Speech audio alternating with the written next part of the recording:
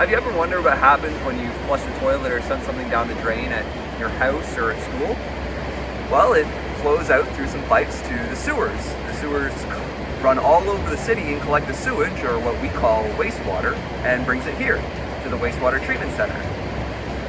Here, we turn the wastewater into water that's almost cleaner than what's already in the lakes. Now, before we can actually start the treatment process, there's two things we have to do to the wastewater.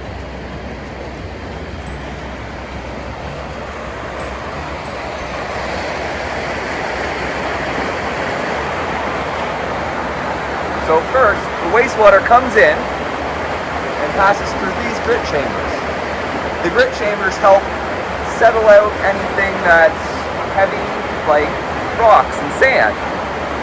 And then it goes through some bar screens, and the bar screens catch any garbage or wipes or things that shouldn't be flushed down the toilet.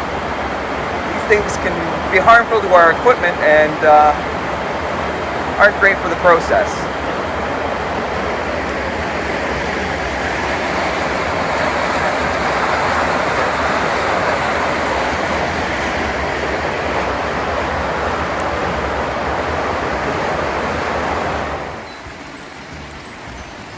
So once the wastewater's come in and gone through the grit chambers and the bar screens, we can actually start the treatment process. And for this, there are 5 steps. And the name of the game is settling.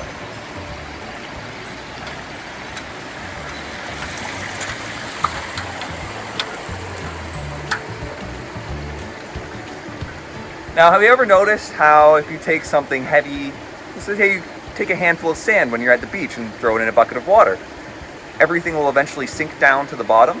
Well, that's what we call settling. Now, these are the primary clarifiers, and they're the first step in the treatment process. Here, all of the solids, which are anything floating in the water like human waste or poo, they'll settle out to the bottom, and then the water will keep going and flow over the edges.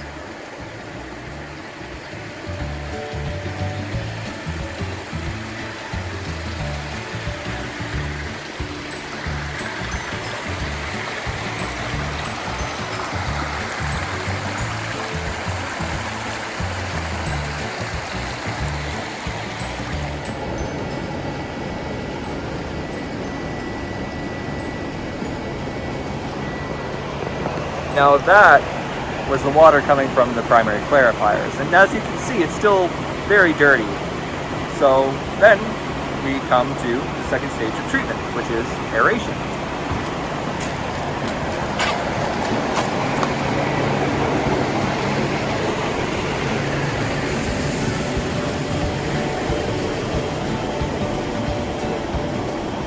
And now, in aeration, the water comes in, and we pump it full of bubbles, big fans. Kind of like when you take a straw and blow bubbles in your milk.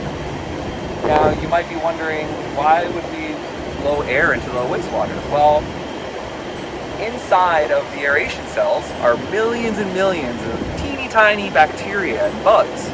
And these actually eat any of the solids that didn't settle out in the primary clarifiers. And now they need oxygen, or air, to do their job.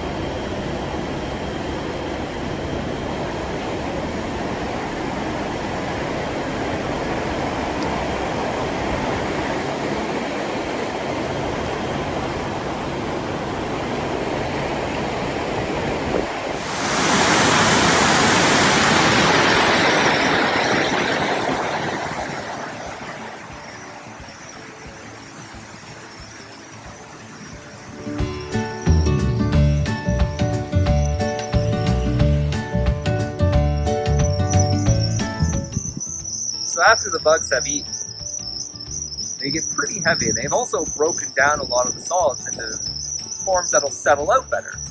So then we go to the third step, which is the secondary clarifiers.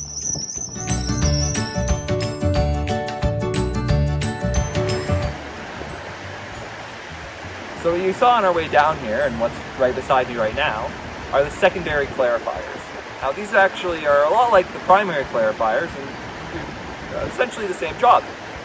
The solids will settle out to the bottom, and the water, which will now be much, much cleaner, flows out and over the edge.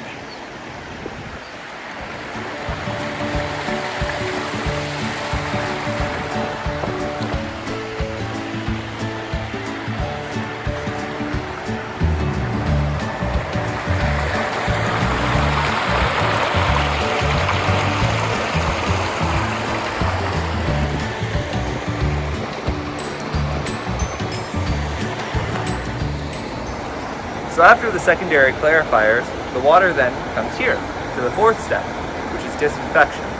Now, while the water might look clean, there could be quite a bit of tiny bugs and bacteria in it still. So we'll send the water past a series of special light bulbs that produce UV light. And UV light is actually something that's also created by the sun. It's what gives you a sunburn when you don't wear sunscreen. The bacteria and bugs, though, they don't handle UV light quite as well as we do, and they don't have any sunscreen, so they get the worst sunburn ever and die.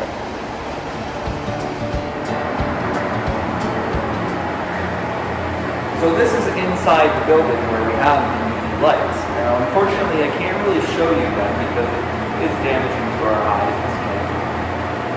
But this is where the channels are and where the lights are. You can kind of see the glow of the lights down there.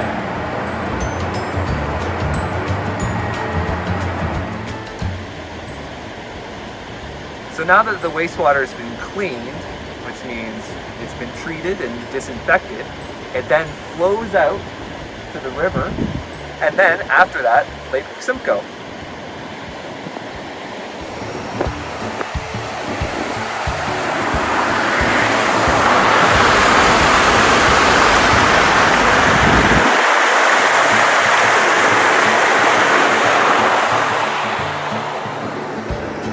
Now, you might be wondering to yourself, that's only 4 steps, and you said there were 5. Well, the 5th step is digestion.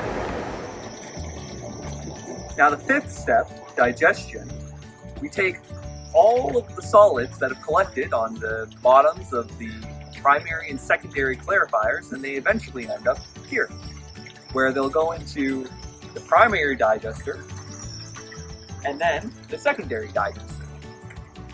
And now these digesters, they work kind of like a giant stomach. Inside of them are tons of these really special kinds of bacteria. And these bacteria break down the solids and any other bad stuff that might be in them and turn them into 2 primary things. And those are methane, which is a gas that we use to heat here at the wastewater treatment center, and biosolids.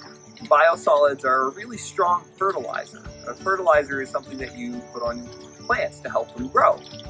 So we'll store our biosolids in these lagoons, where they'll wait until they are pumped out and taken to farmers' fields to help their crops grow.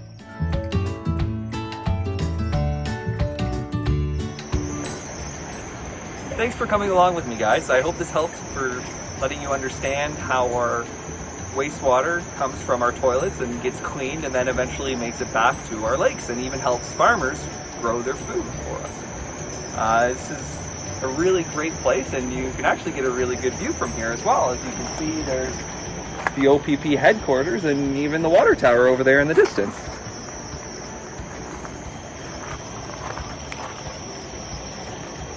See you guys.